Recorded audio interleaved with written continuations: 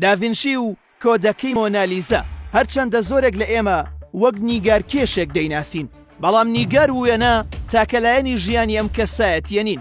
داڤینشی بلیمەتێکی گەورەی نێومێژووە، خاوەن عەقڵێکی زانستیە، پاش چەندان سەدا ئینجا بەرهەمەکانی ناسێنرا و بایەخیان پێدرا. نێوەڕۆکی نووسراوەکانی تێز و بیرکردنەوەکانی نەخشە سازیە زانستیەکانی دەورێکی باڵایان لە گۆڕینی ڕووپەلی جیهاندا هەبووە. ساڵی 1452 واتە لە سەردەمی ڕێنیسانسدا لە ئیتاڵیا لەدایک بووە. سەردەمی ژیانی داڤینشی بەر لە شۆڕشی پیشەسازی بووە، بەڵام بیرکردنەوە و هەنگاوەکانی ئەم زانایە ئامانجەکانی ئەم شۆڕشەشیان تێپەڕاندووە. زۆری ئەو بوارانەی داڤینشی کاری تێدا کردووە مرۆڤی تووشی سەرسوڵمان کردووە. بوارەکانی جوڵەناسی هەوا، ڕووەکناسی، جوڵەی ئاو، توێکاری جەستەی مرۆڤ، ئەندازیاری، پزیشکی، میوزیک، بیرکاری، بایۆلۆجی، کیمیا، پەیکەرتاشی. ئەم بوارانە بوون کە ئەم زانایە ئەسپی خۆی لە مەیدانەکەیاندا تاوداوە.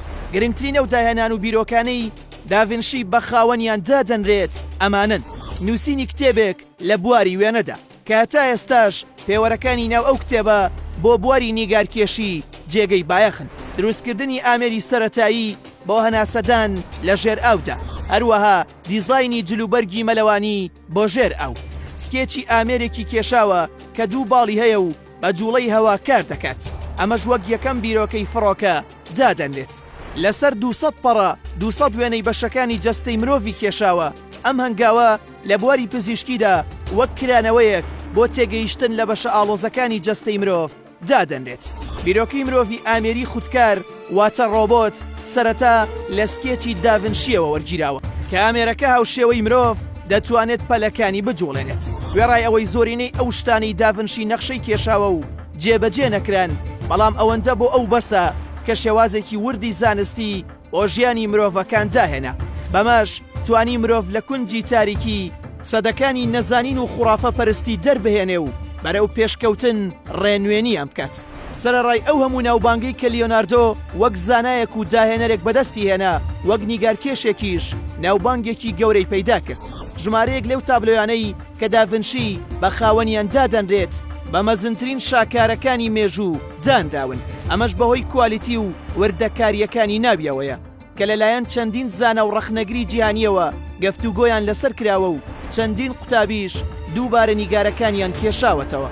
لە نەوەدەکانی سەدەی 15هەمدا داڤینشی بە نیگارکێشی ئاسمانی ناسرا بوو. خاڵبوونەوەی ئەم زانایە لە زۆربەی بوارەکاندا وای لە نیگارەکانیشی کردووە کە نیگاری ئاسایی نەبن، بەڵکو هەڵگری دەیان کۆدی نەکراوە بن.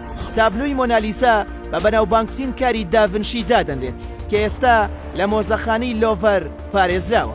داڤینشی لە ساڵی 1530 زایندا وێنە کێشانی تابلۆکەی دەست پێ کردووە و لە ساڵی 1510 تەواوی کردووە.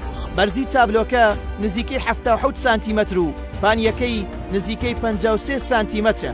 بە تابلۆیەکی بچووک دادەنرێت لە چاو تابلۆکانی تری ئەو سەردەمەدا. کۆدی ناو تابلۆکە زەردەخەنەکەی مۆنالیزایە، چونکە نازانرێت ئەو زەردەخەنەیە گزارش لە شادی دەکات یاخود خەمباری. لە یەکێک لە هەوڵەکاندا بۆکردنەوەی ئەم کۆدە، توێژەرەکان بە بەکارهێنانی وێنەیەکی ڕەشوسپی ئەو تابلۆیە هەندێک گیاریان بە گۆشەکانی دەمی مۆنالیزا کرد. بە جوڵاندنی دەمی بۆ سەرەوە و بۆ خوارەوە بە مەبەستی دروستکردنی هەش گۆڕدرا و لە وێنەکەدا کە چواریان پەراوێزیە و تێیدا مۆنالیزا بە شێوەیەکی پلەپلە دڵخۆشە و چواری دیکەشیان وا دەردەکەوێت کە خەمبارە. ئەمەش پێمان دەڵێت کۆدی خەم و خۆشی لە ژیاندا ئەو کۆدەیە کە خودی داڤینشیش نەیتوانیەوە بیکاتەوە.